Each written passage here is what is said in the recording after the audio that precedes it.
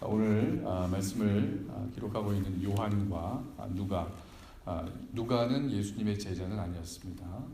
요한은 예수님과 가장 가까이 있는 제자 중에 하나였습니다.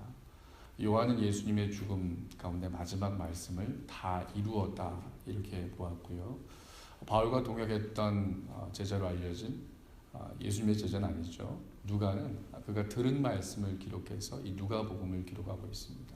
그러한 가운데 내 영혼을 아버지께 부탁하나이다 이렇게 기록하고 있는 것입니다. 먼저 요한이 기록한 예수님의 말씀 다 이루었다.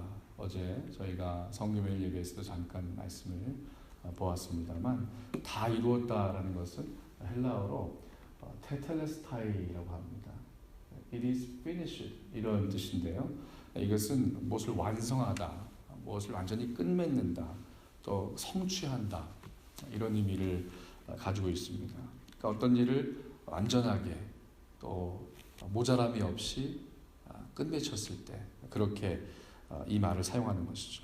물건을 사고 값을 거기에 상응하게 다 지불할 때도 finish 이렇게 말할 수 있습니다. 또 달리기를 완주한다. 마지막 finish 라인을 끊었을 때도 테텔레스타이 다 끝났다. It is finished 이렇게 할 수 있는 것입니다. 예수님 말씀 가운데 한 가지 주목해서 볼 사실은 이것이 내가 끝냈다 또는 내가 끝냄을 당했다 이런 뜻으로 쓰이지 않았다라는 것이죠. 보시면요, 이제 영어 문법으로 it is finished라는 것은 비인칭 주어를 사용한다고 하는데 이것은 굉장히 객관적이고 또 사실적인 표현을 쓸 때 사용하는 말입니다. 내가 끝났다 이렇게 말하면 내가 끝났다 I am finished 이렇게 되면은요 예수님의 그냥 죽음이 헛된 죽음이 되고 마는 겁니다. 그냥 내 삶이 이렇게 헛되게 십자가 위에서 사람들에게 모욕받고 고난받고 죽는 것이다. 이렇게 패배한 채 실패의 삶을 끝맺는 것으로 되어질 수밖에 없습니다. 만약에 I finish 이렇게 끝내고 만다. I have finished 이런다면 예수님이 하신 일이 되는 거예요. 그러나 주님은 그렇게 말씀하지 않으셨습니다.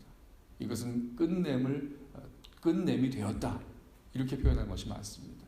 복음서의 기록, 영어 성경으로 본 모든 기록은 똑같이 이렇게 It is finished 이렇게 되어 있습니다. 여러분 주님께서 끝까지 주님 아버지의 사역을 다 마치시고 주님의 모든 사역을 감당하시고 나서 하신 말씀은 It is finished. 하나님께서 이 일을 하셨다라는 말씀입니다. 우리가 어떤 일을 마치고 나서도 늘 갖는 마음의 자세가 바로 이러해야 할 것입니다. 내가 좀 좋은 결과를 이루었다, 내가 했다라고 하면 I did it 이렇게 말하기도 합니다. 또 무엇이 좀 잘못되면 I am finished. 나 끝났다. 이제 나는 가망이 없다. 이런 절망을 갖기도 합니다. 그러나 구원을 이루어 가시는 하나님의 은총에는 모자람이 없습니다. 완성되는 것입니다. 하나님이 하시기 때문에 그러한 것입니다. 주님의 뜻대로 부르심을 입은 자들, 로마서 8장 28절이죠. 모든 것이 합력하여 선을 이룹니다. 우리의 원대로 합력하여 선을 이루는 것이 아니라 하나님의 뜻대로 이 모든 것들을 완성하여 가시는 것입니다. 그렇다면 다 이루었다라고 말씀하신 주님의 그 완성의 사역은 무엇이겠습니까? 첫 번째로 말 그대로 죄값을 다 치르신 것입니다. 값을 치루었을 때 다 치루었다, 이루었다 이야기하시는 것처럼 우리의 죄값을 다 지불 완료하신 것이죠. 동시에 성경의 예언을 완수하신 것입니다. 여자의 아들이 사단의 머리를 짓밟을 것이다. 사단의 권세를 정복한 것입니다. 그렇게 구원의 사역을 완성하셨습니다. 그래서 우리의 삶에서 십자가 하나로 완전한 것입니다. 주님의 십자가로 우리의 삶이 완성되는 것입니다. 주님께서 값을 치르셨고 주님께서 이기셨고 주님께서 성경의 예언을 완성하셨습니다. 그러므로 그리스도 안에 있는 자에게는 결코 정죄함이 없습니다. 두려움이 없습니다. 날마다 새로운 삶을 향한 소망이 있는 것입니다. 우리 육신이 연약해져가고 성경에서는 그것을 후패한다라고 말하지만 연약해져가는 것을 말합니다. 연로해가고 힘이 없어져가는 그러한 우리 모두가 다 경험합니다. 시간의 차이는 있을지 모르지만 어떤 사람은 연로하지 않아도 연약함을 경험합니다. 그러나 우리의 속사람, 우리의 거듭난 영혼은 날마다 새로워진다라고 바울은 고백하고 있습니다. 이전 것은 지나갔습니다. 새 것이 되었습니다. 죽음은 끝이라고 생각되지만 예수님 안에서 죽음은 완성입니다. 하늘나라를 바라보는 소망의 완성인 것이죠. 테텔레스타이, 다 이루었다. 주님의 구원의 선포입니다. 우리가 할 수 있는 것 아무것도 없었습니다. 사람들은 비난했고 조롱했고 무지했고 또한 그렇게 극악무도했습니다.